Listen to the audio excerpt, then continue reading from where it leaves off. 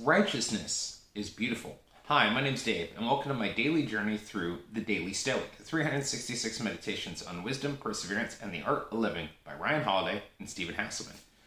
Today is May 6th. Righteousness is beautiful. What makes a beautiful human being? Isn't it the presence of human excellence? Young friend, if you wish to be beautiful, then work diligently at human excellence. And what is that? Observe those whom you praise without prejudice. The just or the unjust? The just. The even-tempered or the undisciplined? The even-tempered. The self-controlled or the uncontrolled? The self-controlled. In making yourself that kind of person, you'll become beautiful. But to the extent you ignore these qualities, you'll be ugly. And even if you use every trick in the book to appear beautiful. End quote. EPICTETUS, Discourses 3.1, 6b to 9. Contemporary notions of beauty are ridiculous. Our standards for what are attractive are incredibly un-Stoic. And what we prize and extol things people have almost no control over. High cheekbones, complexion, height, piercing eyes. Is it really beautiful to win the genetic lottery? Or should beauty be contingent on the choices, actions, and attributes we develop?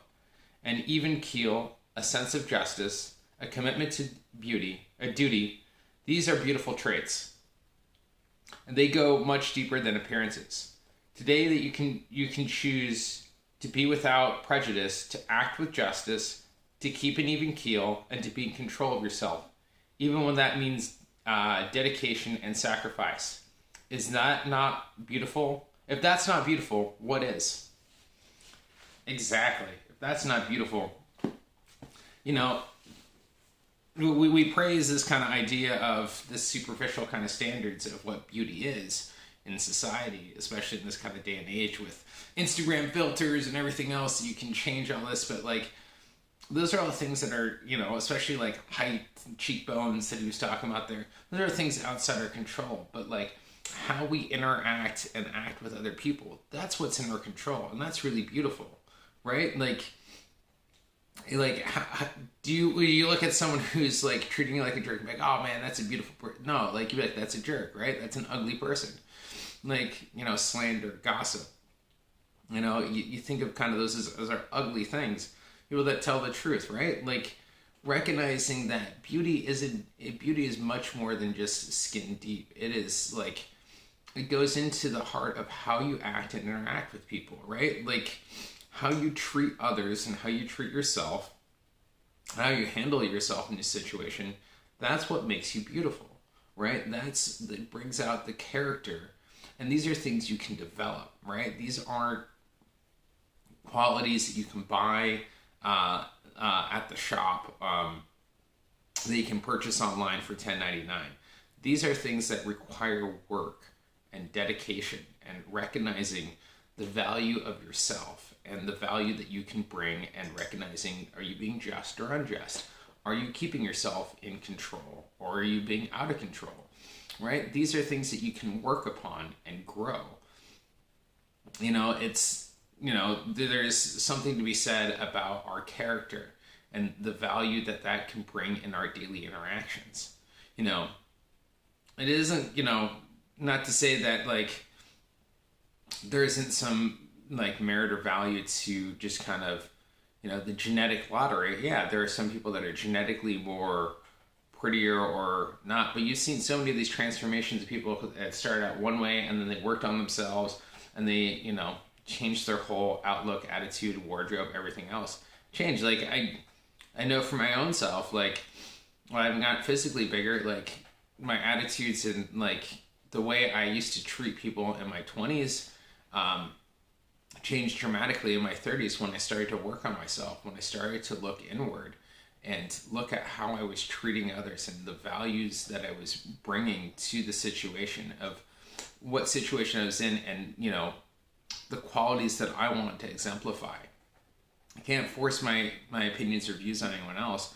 One of the reasons why I chose my partner was, yes, she is very beautiful, but it was her tenacity. She had we when we got together, just as we were starting to date each other, she was telling me how she was gonna quit her full-time job to go full-time as an entrepreneur, and I found that incredibly attractive because she was pursuing her dreams, and that was something that I found was really beautiful, recognizing the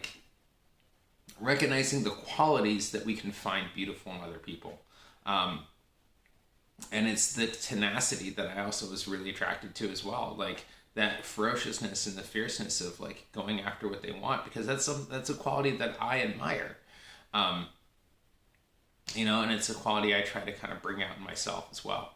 And that's where I find, beauty is definitely in the eye of the beholder, and recognizing what you find beautiful, not just in the physical, but in the qualities that truly matter, the things that are below the skin, and that what are the character, the value of the person, especially in a dating or relationship. If you're wanting to get married or have a partner for, especially in marriage, right? A partner for the rest of your life kind of thing, you have to recognize that, the physical beauty, the body ages, we wither, skin droops, you get wrinkles, but the character, the values that you hold on to, those can grow, and they don't necessarily wither and die, especially if you continue to work on them. You continue to hold those as value. They will continue to grow, and your love will grow deeper. I see that with my parents, right? They've been married now almost 40 plus, 45, 47 years, maybe a little bit longer. And, I see that as, that kind of attracted, they're still very attracted to each other. And it's not just on a physical, but it's on that mental and spiritual plane. Like when I was looking for my partner, the thing that I was only really looking for, my kind of list of criteria was kind of simple, but it was very, to me, I think it's kind of profound and deep. I was looking for a best friend I can be naked with, emotionally, mentally, spiritually, and physically, right? That I can be vulnerable and open with, and someone to follow me and to walk the path of life with me, right? It's a journey. And, I was tired of walking the journey of life alone. I wanted that kind of intimacy of someone to kind of walk with, not for or to, it's with, right? Like hand in hand, like through the ups, downs, and turnarounds of life. Because life is difficult. And, not creating demands on the other, but creating a sense of this we're a team, and how do we solve the problems together? We don't necessarily always fall into we started to work on what our roles are in the relationship, and they're all, and every relationship I don't think is has to follow the traditional this or this. You have to figure that out for your two puzzle pieces, and you have to figure out what best works for you. I love to cook, so I do majority of the cooking. She likes to clean, so she does majority of the cleaning, right? We figure out what works for each other, and that makes our relationship work for us. And that's beautiful, right? Because it's not based just on the physical attractiveness, but on the values that we want to bring in to our lives and to the lives of others. And that's where righteousness is truly beautiful. Anyways, I'm going to leave it there. Laura, because I know you watch this, I love you very much. And thank you for joining me on this journey with life. And for everyone else, the 20 other people watching this, I love you all as well for watching this and joining me on this journey through the Daily Stoic to help build a better world for us all. So don't forget to check out more Daily Stoic videos somewhere over there if you're watching on YouTube. Interested in my coaching program to become that kind of amazing human being that to attract others and to find the inner self. Check out my coaching program, and don't forget to like, share, and subscribe. All that fun stuff. Anyways, I'll see you tomorrow, and you have a great, if not better, day.